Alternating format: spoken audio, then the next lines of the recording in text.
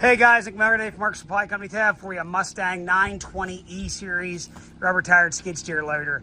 I bought this machine a little over 2 years ago. It needs an engine. I don't know what the story is with the motor. It does turn over, doesn't want to run. Don't know. That's as far as we ever got. Everything else is to be good as far as the pumps and stuff. I haven't had time to fool with it, and we're cleaning up some project stuff. It's been sitting around. Machine shows 1,642 hours. Bucket's in decent shape. Somebody had a hole in here for a ball, I would say, to move something. A little wear mark right there in the bucket. Does have the little small single pin exchange on it. Single cylinder up front. It's going to need a seat. Standard style controls. It does have auxiliary hydraulics down there that are capped. Hand and foot controls. The E series had a park and brake switch up here.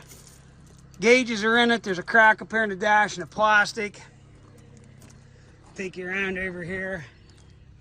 1,643 hours is what it shows. Guys, the boom is not welded or busted. It is original paint. It's peeling as usual Mustang was. Rubbers, whatever, so. The back door is actually really straight. Small machine, but it has a need and a place. This should be a Yanmar. I think these were a 3TNA72E is your engine model number. Everything's there, it's complete. We didn't tear anything apart. I didn't fool with anything. I see somebody's had the fuel solenoid unhooked because it's laying down in there. Other than that, all the filters are on it. Battery's still in it. There it is, guys. Serial number's right here.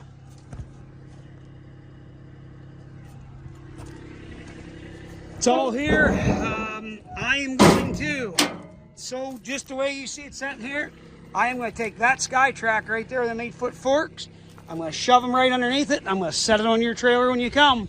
That is what I know, and I'm being 100% truthful.